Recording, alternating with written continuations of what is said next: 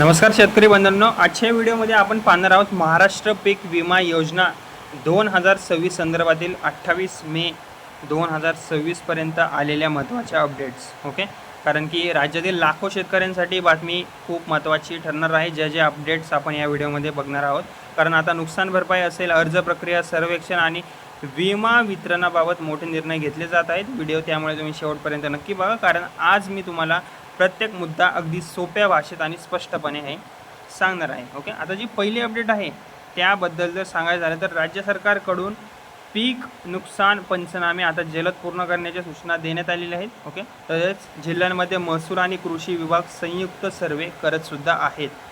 Okay, आता राज्यात पीक नुकसानीचे सध्या प्रमाण वाढलेले आहे. ओके, महाराष्ट्रात यावर्षी अनेक भागांमध्ये अवकाळी पाऊस असेल, गारपीट आणि उष्णतेमुळे पिकांचे मोठ्या प्रमाणावर नुकसान झालेले आहे. विशेषतः विदर्भ, मराठवाडा आणि उत्तर महाराष्ट्रातील शेतकरी मोठ्या संकटात सध्या आलेले आहेत. त्यामुळे सरकारने जिल्हानिहाय नुकसान अहवाल मागवलेले आहे. ओके, आणि विमा कंपन्यांना तत्काळ सर्वेक्षण करण्याचे आदेशसुद्धा दिलेले आहेत. ओके, आता PMFBY म्हणजेच काय, प्रधानमंत्री फसल विमा योजनेअंतर्गत खरीप आणि रब्बी हंगामातील नुकसानग्रस्त शेतकऱ्यांना आता भरपाई वितरणाची प्रक्रिया त्यांची सुरू असल्याची माहिती समोरसुद्धा आलेली आहे. ओके, आता हे आदेश जे आहेत ते लवकर देण्यात आलेले आहेत. राज्य सरकारने विमा कंपन्यांना प्रलंबित दावे लवकर निकाली काढण्यास सांगितलेले आहे. ज्या शेतकऱ्यांनी वेळेत अर्ज केले आहेत आणि ज्यांचे सर्वेक्षण पूर्ण झालेले आहे अशा शेतकऱ्यांच्या खात्यात थेट पैसे जमा करण्याची प्रक्रिया आता सुरू झालेली आहे. म्हणजेच पुढील काही दिवसात अनेक शेतकऱ्यांच्या खात्यात पीक विम्याची रक्कम ही येऊ शकते. ओके, याबद्दल सांगायचं झालं तर पुढच्या अपडेटबद्दल, विदर्भ, मराठवाडा आणि मध्य महाराष्ट्रात तीव्र उष्णतेमुळे पिकांचे नुकसान वाढल्याचे हवामान विभागाने सुद्धा सांगितलेले आहे. ओके, आता 28 मे नंतर काही भागात पावसाची शक्यता सुद्धा व्यक्त करण्यात आलेली आहे. तसेच महाराष्ट्र बजेट 2026 मध्ये शेतकऱ्यांसाठी आता घोषणासुद्धा करण्यात आलेल्या आहेत महत्त्वाच्या, की 2 लाखांपर्यंत कर्जमाफी आणि नियमित कर्जफेड करणाऱ्या शेतकऱ्यांना आता 50,000 रुपये जे आहेत, ओके, ते प्रोत्साहन आता जाहीर करण्यात आलेले आहे. ओके, आता KYC आणि आधार लिंक जे आहे ते सुद्धा आता अनिवार्य केलेलं आहे. आता सरकारने स्पष्ट सांगितले आहे की पीक विमा मिळवण्यासाठी आधार कार्ड लिंक आणि KYC पूर्ण असणे आवश्यक आहे. जर कोणत्या शेतकऱ्याची माहिती चुकीची असेल किंवा बँक खाते लिंक नसेल तर त्यांचा विमा हा अडकू शकतो. म्हणून शेतकरी बंधूंनो, आधार लिंक तुम्ही तपासा, बँक खाते सक्रिय ठेवा, मोबाईल नंबर हा अपडेट करून ठेवा.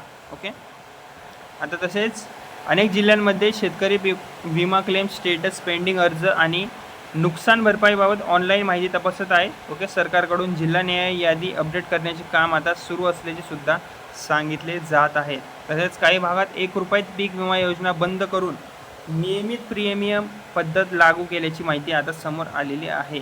ओके, आता काही जिल्ह्यांमध्ये पुनर्सर्वेक्षण सुरू झालेलं आहे. अनेक शेतकऱ्यांनी कमी नुकसान दाखवल्याची तक्रार केली होती, त्यामुळे काही जिल्ह्यांमध्ये आता पुनर्सर्वेक्षण सुरू करण्यात आलेले आहे. त्यामुळे ज्या शेतकऱ्यांना कमी रक्कम मिळणार होती आता त्यांना जास्त मदत मिळण्याची जास्त शक्यता आहे. ओके, तसेच कृषी विभागाने शेतकऱ्यांना क्रॉप सर्वे असेल, KYC आणि आवश्यक कागदपत्रे वेळेत पूर्ण करण्याचे आवाहन केलेले आहे, अन्यथा विमा दावा तुमचा अडकू शकतो. ओके, हे अपडेट अत्यंत महत्त्वाचे म्हणता येईल. ओके, महाराष्ट्रातील शेतकऱ्यांसाठी आता पुढील काही दिवस हे महत्त्वाचे ठरणार आहेत, कारण की जिल्हानिहाय भरपाई, नुकसान सर्वे आणि विमा मंजुरी प्रक्रिया आता वेगाने सुरू आहे, जसं की मी तुम्हाला सांगितलं. ओके, तसेच ऑनलाईन तक्रार सुविधा जी आहे ती सुरू करण्यात आलेली आहे. सरकारने आता पीक विम्यासाठी ऑनलाईन तक्रार प्रणाली अधिक सक्रिय केलेली आहे. जर विमा मिळाला नसेल, अर्ज रिजेक्ट झाला असेल, चुकीची माहिती तुम्हाला दाखवत असेल तर शेतकरी ऑनलाईन तक्रारसुद्धा करू शकतात. ओके, तसेच पुढील हंगामासाठी नवीन नियम लागू होण्याची शक्यता आहे. सरकार पुढील खरीप हंगामासाठी काही नवीन बदल करण्याच्या तयारीत आहे. यामध्ये काय काय नियम असतील, जलद सर्वेक्षण इन्क्लूड असेल. ओके, लवकर सर्वेक्षण होणार, ड्रोनद्वारे तपासणी होणार, थेट डिजिटल प्रक्रिया असणार, फसवणूक रोखण्यासाठी कडक नियम केले जाणार, अशा बदलांचा समावेश असू शकतो. ओके, तर शेतकऱ्यांनी करावे काय हे मी तुम्हाला सांगतो. जर शेतकरी बंधूंनो तुम्ही पीक विमा भरला असेल तर अर्जाची पावती जपून ठेवा, बँक खाते तपासत राहा, मोबाईलवर येणारे मेसेज पाहत राहा, ग्रामसेवक किंवा CSC सेंटरशी संपर्कात तुम्ही नक्की राहा. ओके, तर शेतकरी बंधूंनो, 28 मे 2026 पर्यंतची ही होती महाराष्ट्र पीक विमा योजनेबाबतच्या ज्या अपडेट होते ते आपण या व्हिडिओमध्ये बघितल्या. सरकार आता नुकसानग्रस्त शेतकऱ्यांना लवकर मदत देण्याच्या तयारीत आहे आणि अनेक जिल्ह्यांमध्ये प्रक्रिया ही वेगाने सुरू झालेली आहे.